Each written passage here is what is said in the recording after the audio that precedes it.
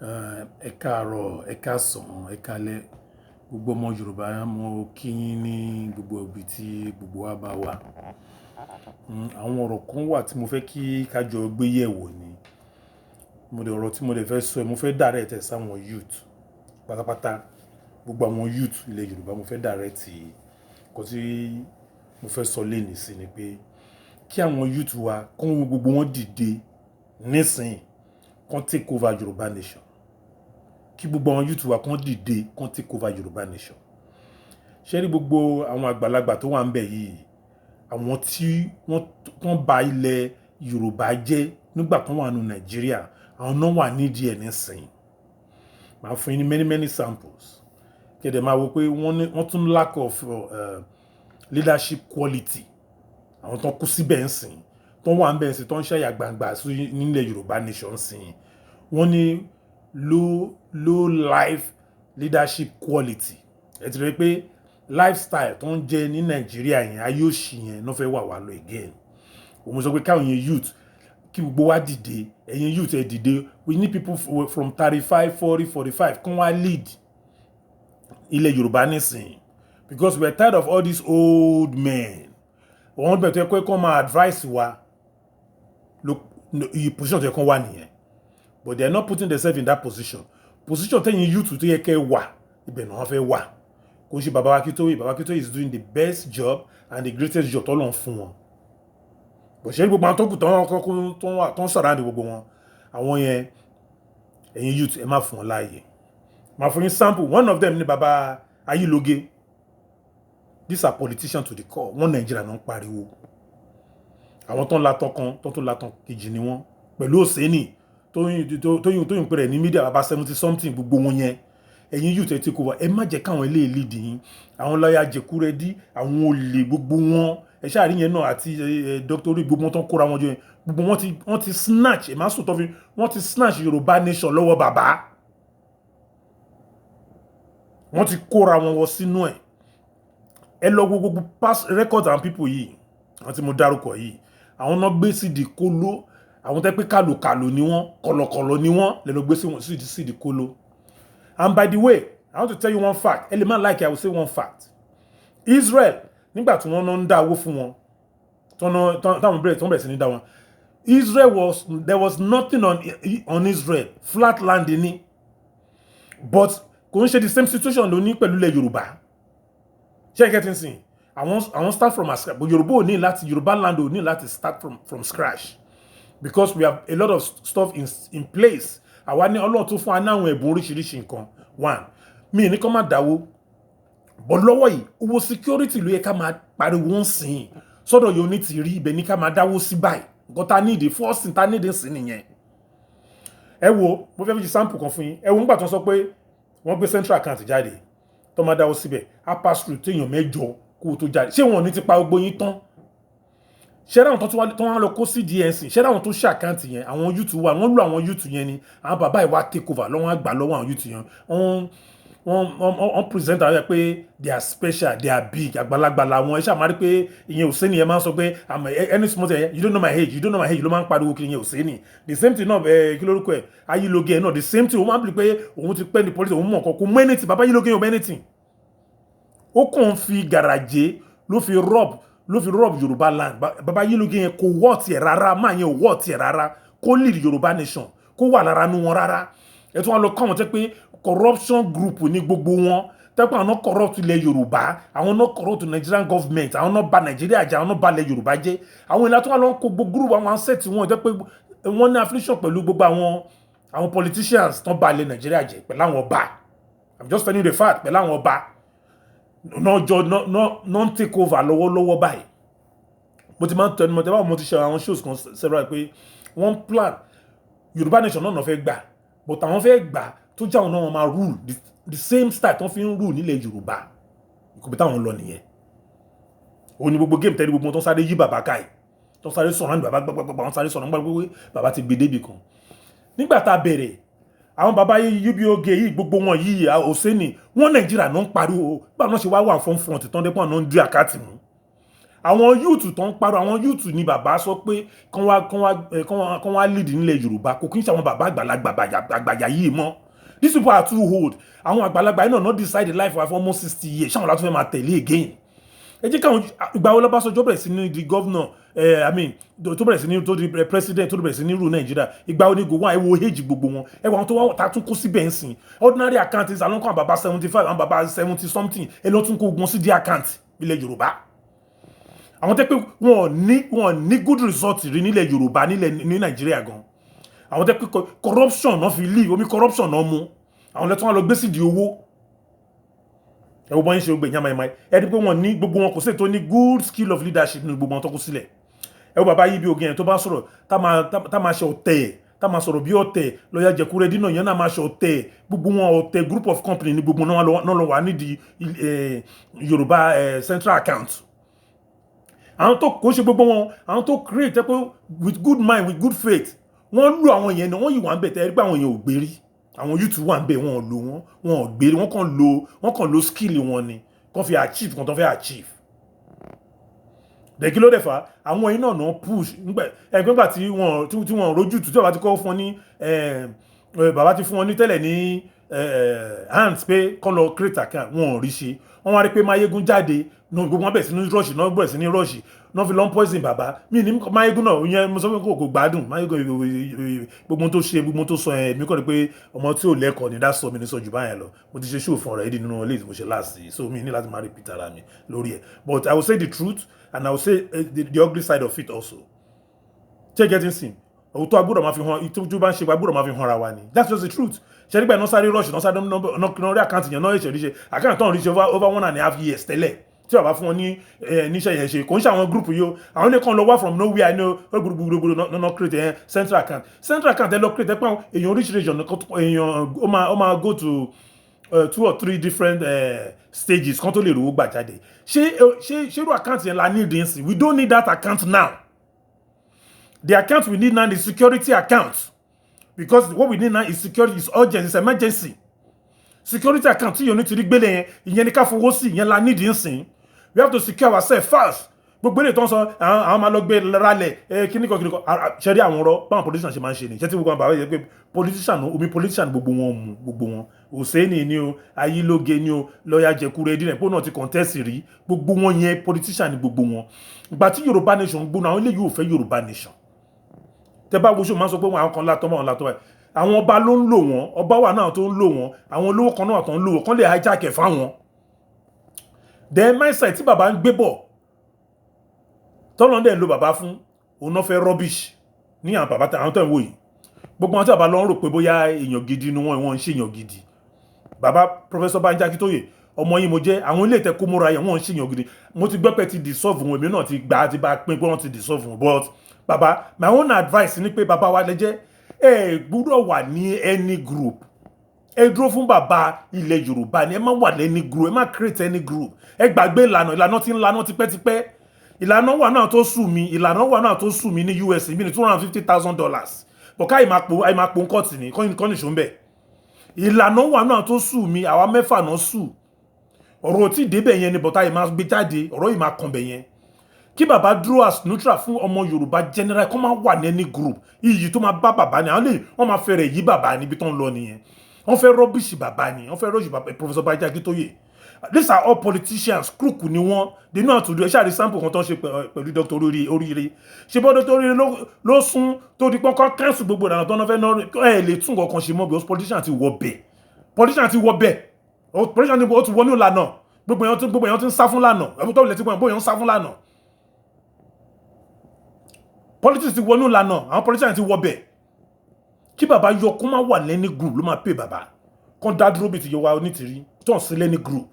wàláhì ìyẹn nǹkan tẹ́ bá ṣe wọ́n máa bọ́ sí ni ṣé láwọn ilé jágbà lọ́wọ́ mẹ́rin làwọn ilé yìí jágbà lọ́wọ́ ẹni ogún ológun làwọn ilé máa ń dúró de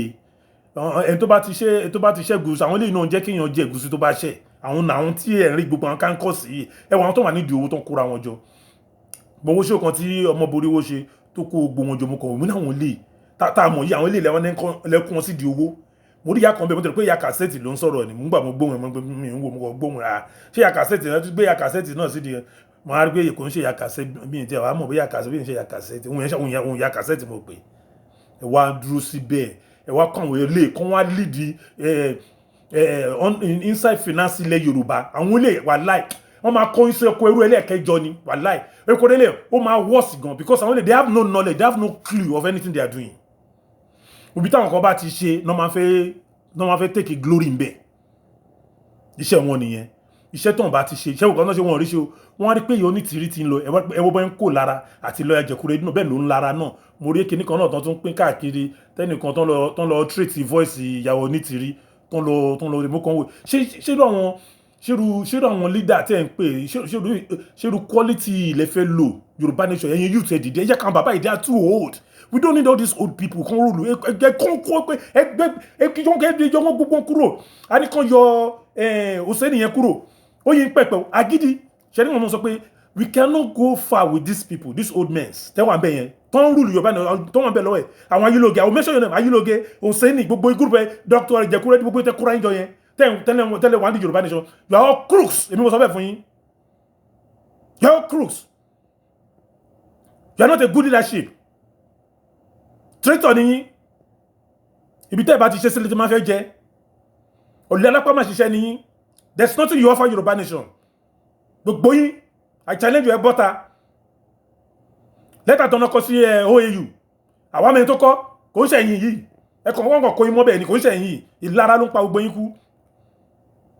ẹ̀wọ̀n lára yorùn ti rí nǹkan tẹ́yìn ṣe ìwọ̀n ẹ̀wọ́n pé ìyá yìí dẹ̀ ń ṣe yẹn ló wọ́n ta yín lára nǹkan tẹ́yìn ò rí ṣe ń sèkè wá support ẹ̀ kátẹ̀mẹ́ pé lórí burúkú sanbọ̀ ní gbogbo yín pé political talks ní gbogbo yín tẹ́lẹ̀ ẹ wá fi máa lófẹ́ bàbá Ayílóge ajókòó àmà síbi àti pé o mọ ẹni tí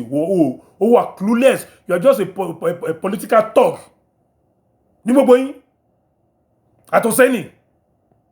ẹ wá sùn mí gbogbo yín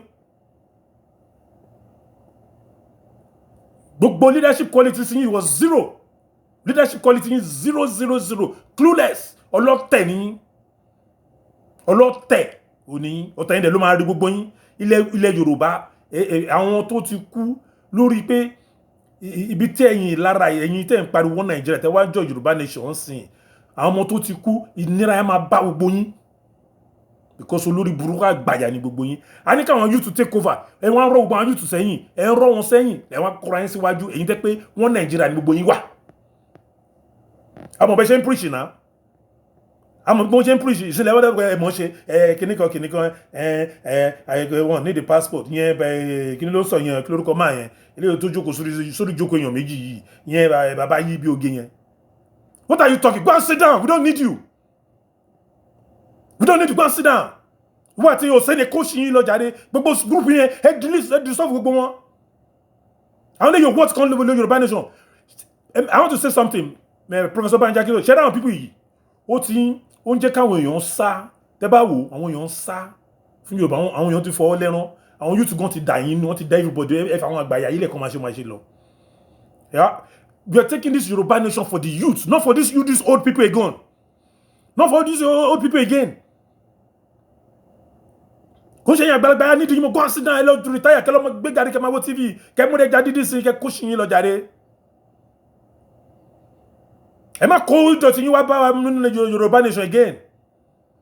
Ẹ ní good record. Jọba yín náà ni Dr. Oríire náà the same time gbogbo game tó ń play. Ọlọ́run inaugurate àwọn gbogbo nonsense yẹn. Ẹgbẹ́ cause nemesis. That's the tactics of politicians lẹ́rí yẹn. Àdàtà ń pariwo nìyẹn. Bring the youth in. Not these old people again. Bring the youth in, not this old asshole. Hussein, go and sit down. You are very useless for Yoruba nation. Are you okay? Go and sit down. You are very useless for Yoruba nation. Kí ló dà? Kí ló ṣe? Kí ló tọ́ka sí? Ó tún wá lọ lára ẹni tó ń gbé wa lọ ṣe. Ọlọ́run ò lò yẹn máa lára kú ni lára ẹni náà dọ̀rẹ̀ máa pa yín. Lórí ọ̀rọ̀ yóò ní tirẹ̀ ẹ máa fẹ́ kú ẹ máa fẹ́ là gbogbo yín. Ẹ máa kú lórí ẹ máa fẹ́ là ní gbogbo yín. Ṣẹlẹ́jà wèrè ni. Ẹ̀yin youth, we have to stand up. A lè gbà kí bàbá àgbàlagbà kan, àwọn bàbá àgbàlagbà kan, bàbá 70, bàbá 80 kan, tọ́n ní vision, tọ́n ní mission. Lẹ́yìn bàbá wa Akintoye nìkan ló ní vision. That's the only old man bàbá wa nìyẹn tó ní vision and mission.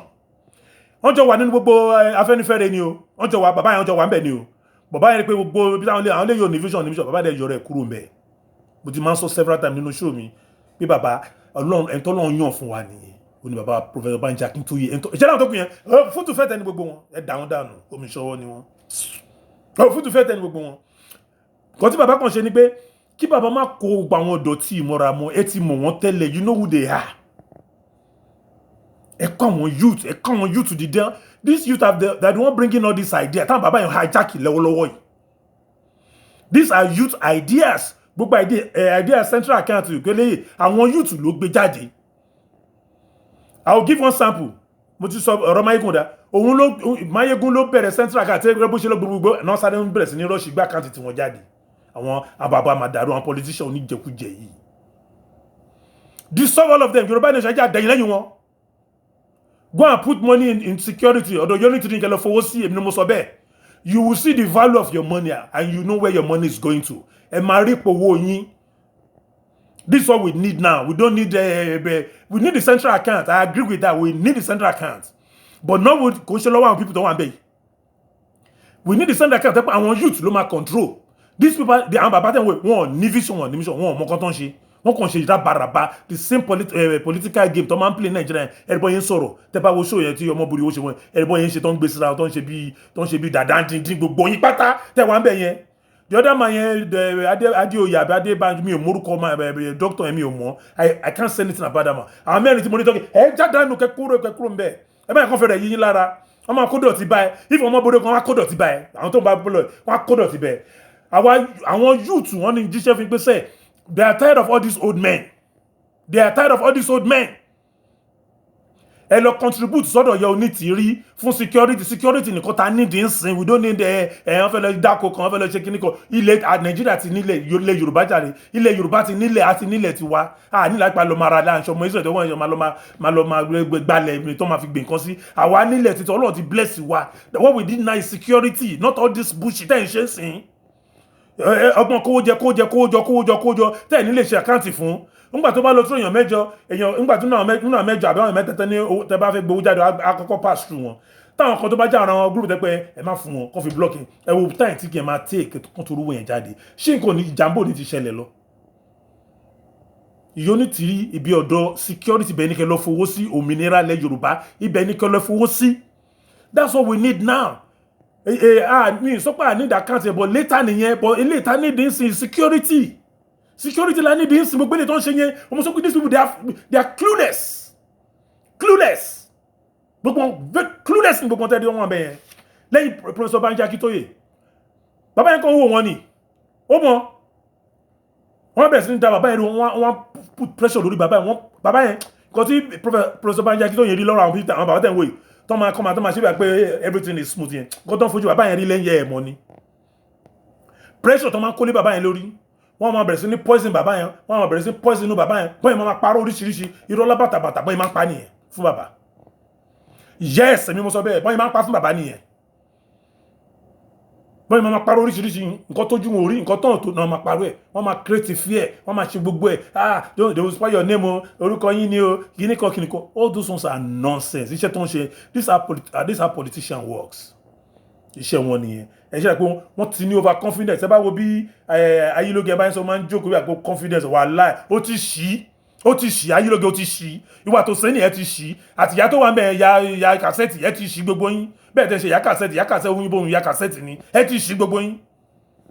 ẹ ti ṣí àwọn yóò ti dìde wọ́n ti ní no enough is enough of this nonsense ẹ̀yin ìyá àgbàlagbà bàbá àgbàlagbà kílẹ̀ ẹ kọ́ sí ìdákẹ́lẹ́ ojókòó jáde kẹ́lẹ́ bá mú gẹ́gẹ́ wo tv sẹ́ ẹ̀ tá rán yín give this power to the youth ẹ̀yin youth go and meet Sunday Igboho ibẹ̀ ni ẹ lọ fún security put money in the store that's what we need now gbogbo rubbish don say I need it not now we need it but not now àwọn fẹ́ tó ẹwọ emergency ṣe gbogbo game tó ń play wọ́n máa jẹ́ kí gbogbo Yorùbá wọn kó gbogbo wa sínú basket kan wọ́n ara èrò bàbá yẹn máa ń ṣe bí wọ́n ṣe máa ń ṣe ní Nàìjíríà àwọn bàbá wa yẹn tá ń pè náà bàbá àwọn politician òfò tákó jọ yẹn gbogbo wọn lórí burúkú àtàwọn bá yẹn system yẹn náà ń lò bọ̀ nígbà tó máa kó gborí wa sórí àkáǹtì kan sọ pé gbogbo secret ọ̀hún ló báyìí wọn náà máa block ẹ̀ wọ́n máa block ẹ̀mí kan tó fẹ́ ṣe wọ́n máa onígbogbo tó eré tó ń sáǹsì ẹgbọ́n gbogbo ẹ̀ náà ń jáde parapara lẹ́ẹ̀mẹ́wàá lórí tv náà ń ṣe show wọ́n ń lọ media wọ́n ṣe meeting tó bẹ̀rẹ̀ sí ń kóra wọn sórí kíní káàkiri ìyẹn ayílóge pẹ̀lú gbogbo wọn báyẹn tó ń kóra wọn jọ yẹn àwọn wèrè gbogbo yín wèrè ní gbogbo yín wèrè ní gbogbo yẹn kó sí lọ́jọ́ game tó ń play mo sọ fún yẹn wọ́n wá kó gbogbo wa wọ́n á kó gbogbo wa wọ́n á parapọ̀ wọ́n wá suppress wọ́n á jẹ́ kí election yẹn take place game tó ń lọ lèmi tó sọ fún yẹn secret mo sọ fún yẹn kí election yẹn lè take place wọ́n máa ti ẹ̀ Yorùbá yẹn ẹ fi wọ́n lẹ̀ náà àwọn lè ṣe election wọ́n máa tàn ẹ máa ṣe kíní kan wọ́n á tàn tí election máa fi bọ́ sí game tó wọ́n á lò wọ́n fún mo sọ fún yẹn bàbá àwa youth ò ní dúró de gbogbo yẹn gbogbo géèmù táwọn bàbá yẹn tẹ́tí ń play tipẹ́tipẹ́ táwọn bàbá yẹn ti ń play àwa ti dààmú àti já sí ẹ má dùn káwọn bàbá ọkàn tàn yín mọ́ youth stand up ẹ dídí gbẹ̀yìn lẹ́ni kíní jàre kò ń ṣe àwọn àgbàlagbà àwọn bàbá wa professor bájú àwọn ọmọ fún àwọn ọmọ tọ́ wa sọ́nà ní tá bá ṣe débi kan ní bàbá bí tá ṣe dé àwa sọ fún bàbá ọ̀sọ̀ kí bàbá mọ́ wà lẹ́ni group tá bá ṣe débi kan bàbá ibi tá ṣe débi bàbá lè rọ́fọ́ lọ́wọ́ ẹ bá má ṣe báyìí ṣe báyìí ẹ má ti ṣe sún síwájú dé àwọn tó bàbá ní pé bẹ́ẹ̀ kọ́ àwọn náà tó sọ pé bàbá àtàbá pẹ́ báyìí ló máa rí bàbá tún gbé yẹ̀ wò fídíò alẹ́ ká máa fún bàbá ò gbúdọ̀ sí lẹ́ni group tí bàbá bá dálẹ̀ kò lè control ẹ Yorùbá yes group bàbá ò lè dání kò lè control ẹ Yorùbá I'm just telling you the fact kò lè work tí lè bá dá group ẹlẹ̀ wọ́n bá kótà tán lè fi support ó lè jẹ́ ìwé security náà tún láìdíà wọ́n fi kún security tí ìyàwó ní ti gbé kalẹ̀ wọ́n lè tún láìdíà wọ́n máa bring idea máa jọna bọ̀bọ̀ káàkóra pa sójú kan sínú apẹ̀rẹ̀ kán wọ́n máa forí wọn torí wa mọ́lẹ̀ bí tí mo jẹ́ tó rí gbogbo àwọn ọmọ èkó mọ́lẹ̀ tó rí gbogbo ọmọ Yorùbá mọ́lẹ̀ àwọn tún lọ kó sínú gbogbo rọ́bìṣì yẹn tó fi gbogbo ọba jẹ ní gbogbo Èkó ó fi gbogbo sẹ́nítọ̀ jẹ ó fi gọ́fìnà jẹ àwọn tún máa kó sínú rọ́bìṣì yẹn láyé kó sínú tó jọmọ́ the new Yorùbá mindset ó yàtọ̀ sí gbogbo rọ́bìṣì tẹ́tí ṣe bàbá ẹ̀ ṣọ́ra yín o ẹ̀ ṣọ́ra yín gbogbo rọ́bìṣì tẹ́tí ṣe pọ̀ láti jọ new mindset ilé ó yàtọ̀ Yorùbá nation ilé yàtọ̀ Yorùbá nation ilé yàtọ̀ gbogbo òṣìṣẹ́ tí ṣe yẹn tẹ́ máa parọ́ bàbá kan wàlá kò ní dábàá yálà bàbá kan òwúrẹ́ kan tó bá náà fẹ́ dùn sí ilẹ̀ Yorùbá kò ní dábàá yálà jà bàbá náà irú òṣìwò ni ẹ̀wọ́n ní kọ́kọ́ máa dẹ́kọ́kọ́ máa wò yín ẹ̀yin mọ̀ ṣe kí lẹ̀ ṣe yín ókè níjọ́ tẹ́ tí ń ṣe kí lẹ̀ ṣe àti lọ́ọ̀yà Jẹ̀kúrẹ́dì what have you achieved wọ́n tó ń búyàn kan wo ọ̀rọ̀ ẹ̀ wà lọ́wọ́ mi bọ́ èmi ò fẹ́ kí internet ká máa sọ̀rọ̀ bí fracas ni gbogbo show tẹ́ ń ṣe tẹ́ ń sẹ́ndì kìíní káàkiri gbẹ̀mú rí lọ́ọ̀yà Jẹ̀kúrẹ́dì wo máa ju bọ́ǹbù kan lásán ara máa rán bọ́ǹbù ní ẹ̀ ní gbá mi sọ fún ẹ wọ́n tó jẹ́ ọkàn yìí ta ló ń sọ pé tẹ́tọ́bẹ̀ òṣòro ó jẹ́ bára ẹ̀dá sàn wọ́n tẹ́ pé ò ní vision gbogbo yín àfẹ́mí you just want to lead you just want to be heard you want to hear ọ̀tọ́ náà yóò fi yín síbẹ̀ agídí ọ̀nà ẹ̀ tí ń ṣe láti jọjọ́ ẹ̀ẹ́dógún débẹ̀ àwọn politician lẹ́nu ti wà ń bẹ̀ ń sìn gbogbo ẹni mo fi sọ àwọn náà ti wà nínú Yorùbá nation gbogbo àwọn bàbá yìí lóge bàbá Òsèní kò sọ̀rọ̀ gidi lẹ́nu gbogbo wọn ẹ lọ́wọ́ wọn they are all politicians they are all one Nigerians wọ́n ti hijack Yorùbá nation ẹ̀yin youth dìde máa gbà fún wọn stand up ẹ̀yin lẹ́jà fún not for all these old men again ẹ̀yin youth lẹ́jà yìí fún not for all these old men let them go and sit down lẹ́yìn bàbá wa Professor Akintoye no other person tó lọ àwọn ilé ẹgbẹ́ gbọ́n dání bàbá wa ẹ bá wa kọ́ àwọn youth síbẹ̀ àfáwọn gbọ́ àwọn ilé mọ́ these are rubbish ni wọ́n fà wá sẹ́yìn rubbish ni gbogbo ilé wọ́n fà wá sẹ́yìn. We don't want all these old men again. Jẹ́ kó wọ́n gbọ́lá gbogbo wọn ti dàgbà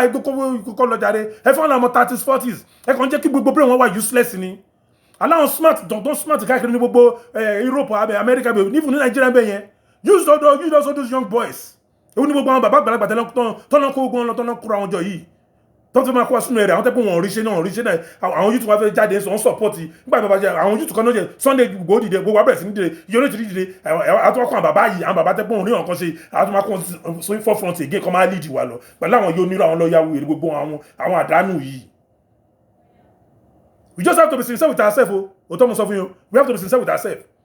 Ayé bàbá sọ pé màmá sọ pé ayé ọ̀sẹ̀ mọ̀ sọ ẹ̀yin youth don't give up ẹ má gbàgbọ́ rọ́bìṣẹ́ láyè.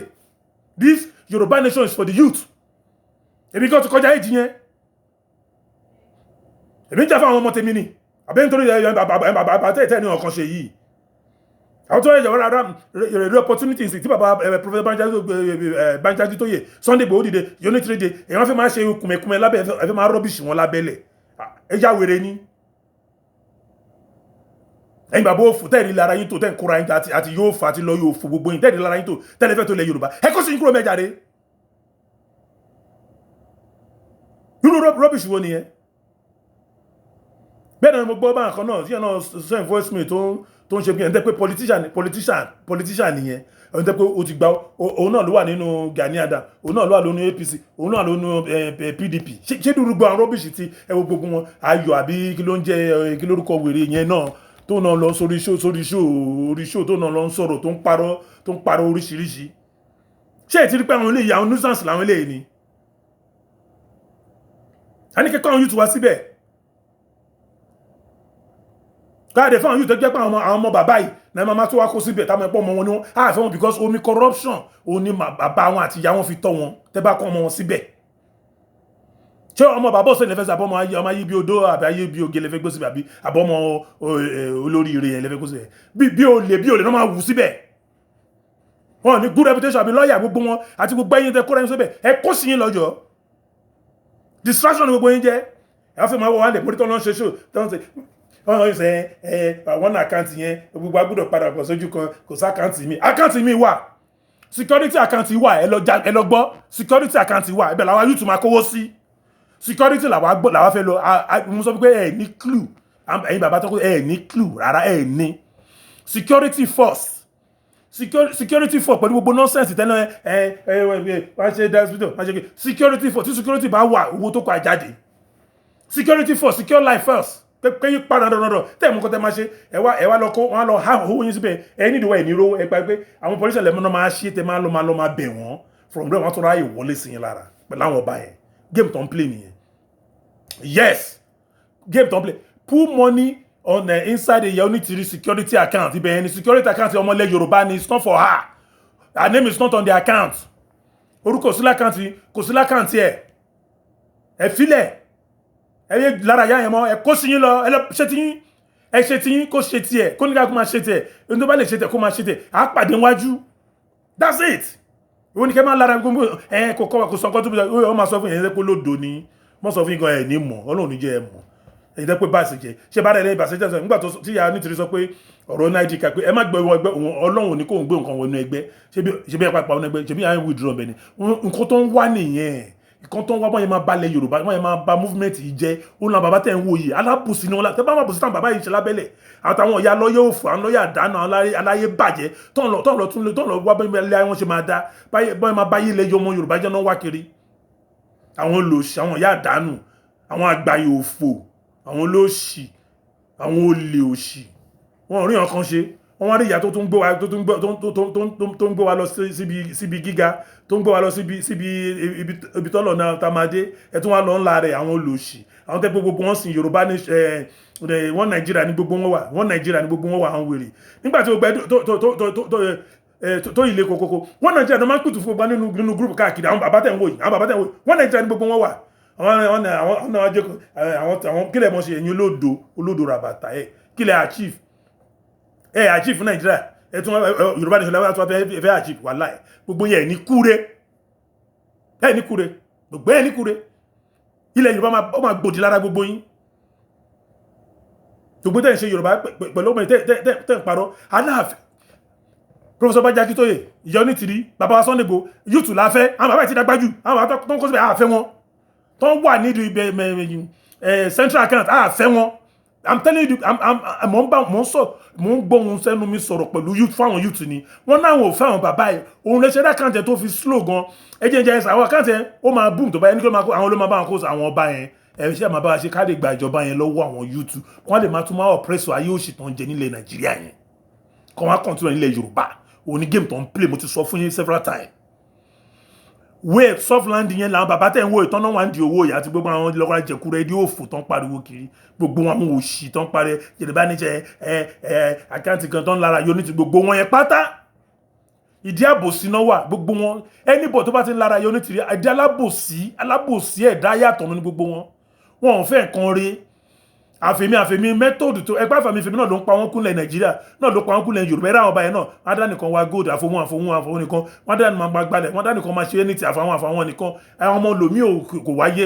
wọn ṣọmọ Yorùbá mọ́ àwọn ò mọ̀ pé mípọ̀ mẹ́nìkan kan ayé òsì yẹn náà bàbá ilé wa fẹ́ bá kọ́ ẹ̀yin yóò tẹ mẹ́gbẹ́ dídé jọ ẹ̀yin yóò tẹ dídé ẹ má gbà fún wọn láàyè ẹ má gbà wọn láàyè ẹ má gbà wọn láàyè ẹ jẹ́ ká tẹ ojú ẹ̀ mọ́lẹ̀ ká tẹ gbogbo ẹ̀ mọ́lẹ̀. Bàbá wa ní Professor Banji Akintoye ẹni